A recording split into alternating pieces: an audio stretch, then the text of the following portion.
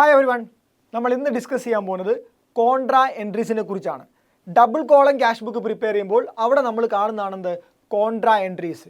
ഒരേ സമയം cash അക്കൗണ്ടിനെയും bank അക്കൗണ്ടിനെയും ബാധിക്കുന്ന ട്രാൻസാക്ഷൻസ് ആണെന്ത് കോൺട്രാ എൻട്രീസ് എന്ന് പറയുന്നത്. സോ ഇവിടെ നമ്മൾ എന്താണ് കോൺട്രാ എൻട്രീസ്, അതിൻ്റെ ട്രീറ്റ്മെൻറ്റ് എങ്ങനെയാണ്, ഇതാണ് നമ്മൾ ഡിസ്കസ് ചെയ്യാൻ വേണ്ടി പോകുന്നത്. നമുക്ക് ആദ്യം നോക്കാം എന്താണ് contra entries. So certain transaction which will appear on both side of the cash book, അതായത് ക്യാഷ് ബുക്കിൻ്റെ ഡെബിറ്റ് ഭാഗത്തും ക്രെഡിറ്റ് ഭാഗത്തും ഉണ്ടാവുന്ന കാര്യങ്ങളാണ് കോൺട്രാ എൻട്രീസ് എന്ന് പറയുന്നത് ഒരേ സമയത്ത്. So the entries that affect the debit side and credit side of cash book is called contra entries. So ഒരേ സമയം ക്യാഷ് അക്കൗണ്ടിനെയും അതേപോലെ ബാങ്ക് അക്കൗണ്ടിനെയും ബാധിക്കുന്ന ട്രാൻസാക്ഷൻസ് ആണെന്ത് കോൺട്രാ എൻട്രീസ് എന്ന് പറയുന്നത്. ഇത് നമ്മുടെ ക്യാഷ് ബുക്കിൻ്റെ രണ്ട് സൈഡും നമ്മൾ എന്ത് ചെയ്യണം, കാണിക്കണം, പോസ്റ്റ് ചെയ്യണം. ഓക്കെ, സോ ഏതൊക്കെയാണ് കോൺട്രാ എൻട്രീസ് നോക്കാം. ഒന്നാമത്തെ contra entry cash or cheque deposited in to bank. നമ്മൾ പണം അല്ലെങ്കിൽ ചെക്ക് എന്ത് ചെയ്യുന്നു, നമ്മുടെ ബാങ്ക് അക്കൗണ്ടിലേക്ക് നിക്ഷേപിക്കുന്നു, ബാങ്കിലേക്ക് നിക്ഷേപിക്കുന്നു. അവിടെ എന്താ സംഭവിക്കുന്നത്, നമ്മുടെ കയ്യിലുള്ള ക്യാഷ് എന്ത് ചെയ്യുന്നു, കുറയുന്നു, നമ്മുടെ കയ്യിലെ ക്യാഷ് കുറയുന്നു. അതേ സമയത്ത് നമ്മുടെ ബാങ്ക് ബാലൻസ് എന്താവുന്നു, ബാങ്ക് ബാലൻസ് കൂടുന്നു, ബാങ്ക് ബാലൻസ് വിൽ ഇൻക്രീസ്. ഇതാണ് ഒന്നാമത്തെ കോൺട്രാ എൻട്രി. രണ്ടാമത്തെ കോൺട്രാ എൻട്രി എന്ന് പറയുന്നത് withdrawal from bank for office use ആണ്. നമ്മൾ ഓഫീസിലേക്ക് നമ്മൾ ക്യാഷ് എടുക്കുന്നു, ബാങ്കിൽ നിന്ന് നമ്മൾ ക്യാഷ് എടുക്കുന്നു. അതാണ് രണ്ടാമത്തെ കോൺട്രാ എൻട്രി. ഇവിടെ എന്താ സംഭവിക്കുന്നത്, നമ്മുടെ ക്യാഷ് ബാലൻസ് എന്താവുന്നു, കൂടുന്നു, cash balance will increase. And നമ്മുടെ ബാങ്ക് ബാലൻസ് എന്താവുന്നു, ബാങ്ക് ബാലൻസ് താഴോട്ടേക്ക് പോകുന്നു, കുറയുന്നു. ഇതാണ് ഇതിൻ്റെ എഫക്റ്റ് എന്ന് പറയുന്നത്, ഇമ്പാക്റ്റ് എന്ന് പറയുന്നത്. ഇതെങ്ങനെയാണ് നമ്മൾ ഡബിൾ കോളിംഗ് ക്യാഷ് ബുക്കിൽ പോസ്റ്റ് ചെയ്യേണ്ടത്, അതും കൂടെ ഓർത്ത് വെക്കുക. സോ ഇതൊരു ഡബിൾ കോളിംഗ് ക്യാഷ് ബുക്കിൻ്റെ ഫോമാറ്റാണ്. ഡേറ്റ്, പർട്ടിക്കുലേഴ്സ്, ക്യാഷിനും ബാങ്കിനും സെപ്പറേറ്റ് ആയിട്ട് കോളങ്ങളുണ്ട്. എഗെയിൻ ക്രെഡിറ്റ് സൈഡിൽ സെയിം തിങ്. അപ്പോൾ നമ്മളൊരു കോൺട്രാ എൻട്രി, ഒന്നാമത്തെ കോൺട്രാ ആയിട്ടുള്ള cash or cheque deposited in to bank നമ്മൾ എടുക്കുന്ന സമയത്ത് നമ്മൾ ആലോചിക്കേണ്ടത് ഇവിടെ ഏത് ബാലൻസ് ആണ് വർദ്ധിക്കുന്നത്. Cash or cheque deposited in to bank, bank balance ആണ് വർദ്ധിക്കുന്നത്. സോ നമ്മൾ ബാങ്ക് അക്കൗണ്ടിൻ്റെ ഡെബിറ്റ് ഭാഗത്തെ ഐറ്റം കാണിക്കുക. നമ്മൾ പഠിച്ചിട്ടുണ്ട് റെസീറ്റുകൾ അഥവാ ബാലൻസ് വർദ്ധിക്കുന്ന, ക്യാഷ് ബാലൻസോ ബാങ്ക് ബാലൻസോ വർദ്ധിക്കുന്ന ട്രാൻസാക്ഷൻസ് ഡെബിറ്റ് ഭാഗത്താണ് നമ്മൾ പോസ്റ്റ് ചെയ്യേണ്ടത്. സോ ഇവിടെ ബാങ്ക് അക്കൗണ്ടിൻ്റെ ഡെബിറ്റ് ഭാഗത്ത് പോസ്റ്റ് ചെയ്യാം. ബാങ്ക് അക്കൗണ്ടിൻ്റെ ഡെബിറ്റ് ഭാഗത്ത് നമ്മൾ പോസ്റ്റ് ചെയ്യുമ്പോൾ എപ്പോഴും നമ്മൾ എഴുതേണ്ടത് ക്യാഷ് എന്നാണ്, അല്ലേ. ഒരു അക്കൗണ്ടിനകത്ത് അതേ അക്കൗണ്ടിൻ്റെ പേര് വരാൻ വേണ്ടി പാടില്ല. സോ ക്യാഷ് ആണ് നമ്മൾ എഴുതേണ്ടത്. കോൺട്രാ ആണെന്ന് കാണിക്കാൻ ഞാനിവിടെ സി ഇടുന്നുണ്ട്.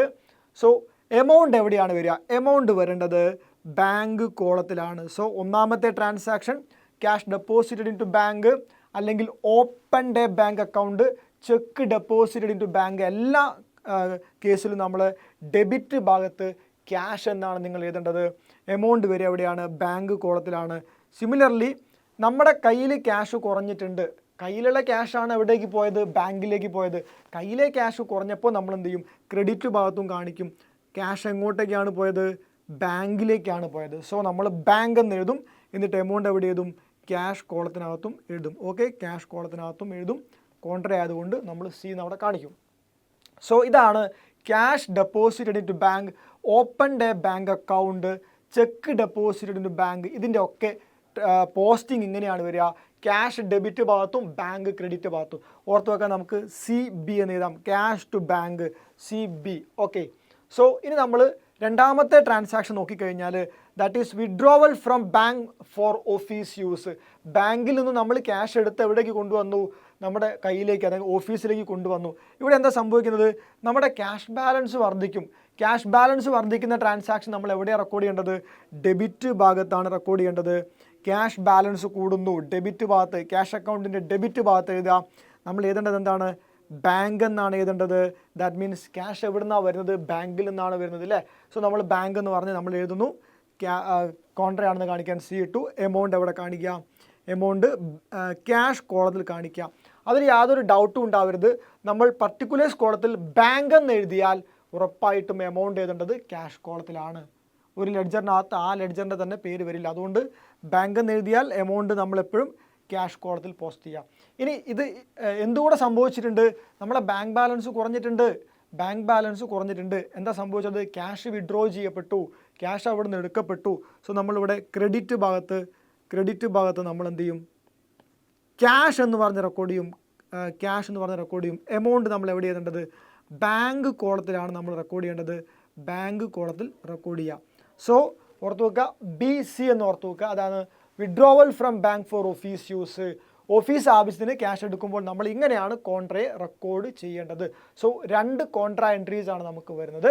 ആ 2 കോൺട്രാ എൻട്രിയും എങ്ങനെയാണ് റെക്കോർഡ് ചെയ്യാൻ നമ്മൾ പറഞ്ഞു. സോ ഇത് മറന്നു പോകരുത്, നോട്ട് ചെയ്ത് വെക്കുക. ഡബിൾ കോളിംഗ് ക്യാഷ് ബുക്ക് എക്സാമിന് ചോദിക്കുന്നതാണ്. ആ സമയത്ത് കൃത്യമായിട്ട് കോൺട്രാ എൻട്രീസ് പോസ്റ്റ് ചെയ്യുക. ഓക്കെ.